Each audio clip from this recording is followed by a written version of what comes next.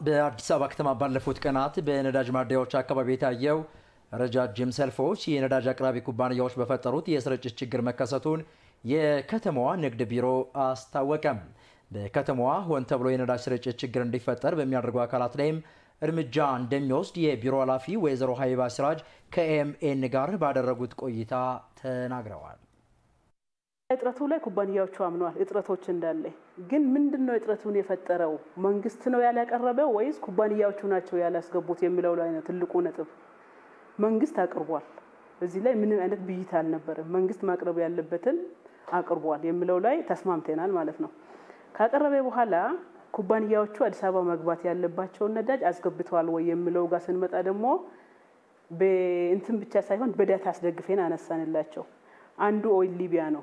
ኦይል ሊቢያ የጫነው 30 መኪና ነው። ከመቼ በዚህ ባለፈ እጥረቱ የተፈጠረው 4 ቀን ውስጥ ማለት ነው።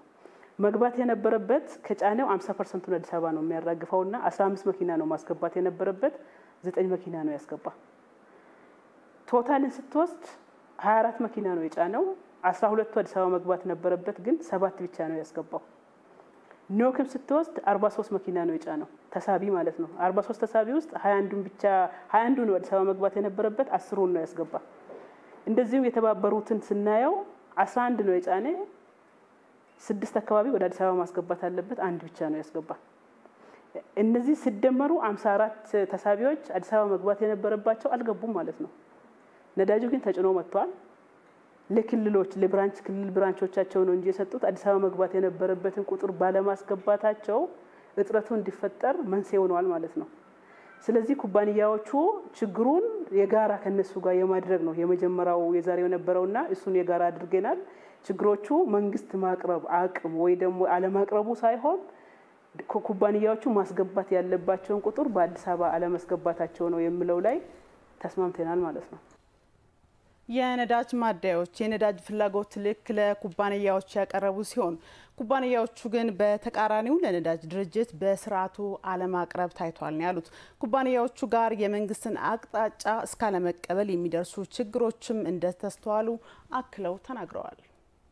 አሁን ጋፑ ያለው ማደያዎቹ ለነዳጅ ለኩባንያ አቅርቧል ጥያቄውን ዞሬን ባየነው 125ቱን ማደያ የአመራር ቡድኑ ዞሮ ባየበት ሁሉ ቦታ ላይ ማደያዎቹ ጥያቄያቸውን ለኩባንያ አቅርቧል። ኩባንያዎቹ ግን የቀረበውን ጥያቄ ወስዶ ለነዳጅ ድርጅት ማስተላለፍ ላይ ነው ትልቁ ችግር ያለ። ለዛ ነው ችግሮቹ ያሉት ኩባንያዎቹ ጋር ነው።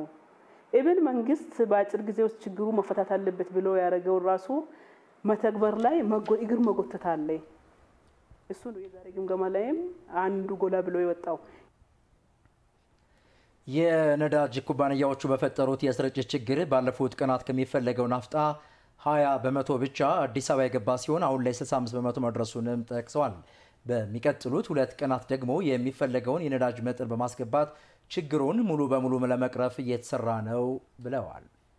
ከጅቡቲ እስከደርስ ድረስ ያለውን ከናሽናሉ ቋት እየሰጡ ነው ከተማ ላይ ማለት ነው።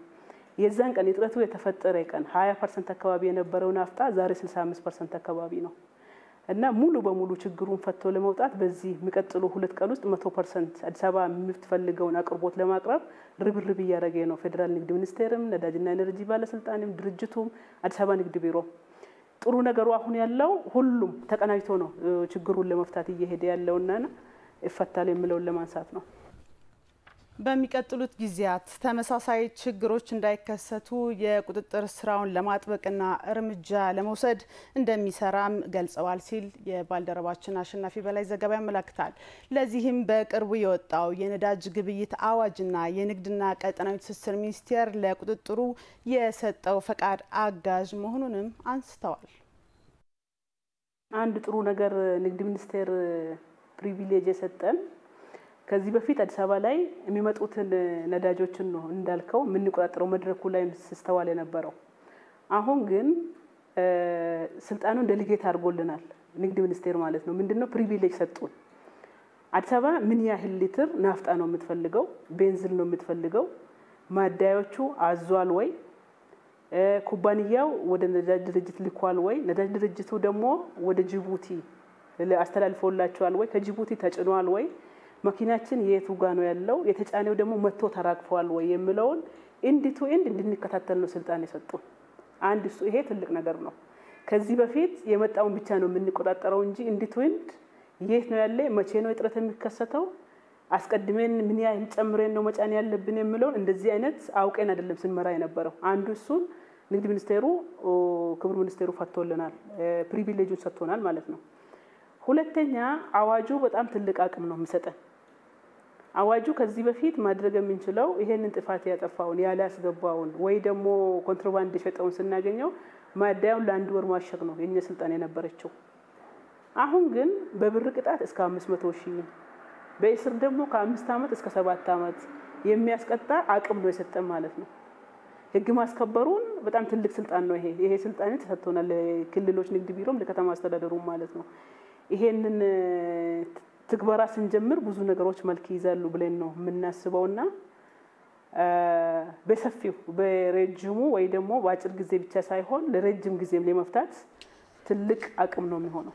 ከዛሬ ጀምሮ እንደ አዲስ አበባ ህዝብ ላይ መንግስት ላይ እየቀለዱ መኖር ስለማይችሉ እርምጃውን እንጀምራለን ማለት ነው። ኃላፊዋ ማህበረሰቡ በነዳጅ ስርጭትና ንግድ ጋር ተያይዞ የሚፈጠሩ ህገወጥ ተግባራትን ከመከላከል አንጻር የበኩሉን ድርሻ እንዲወጣም ጥሪ አቅርበዋል።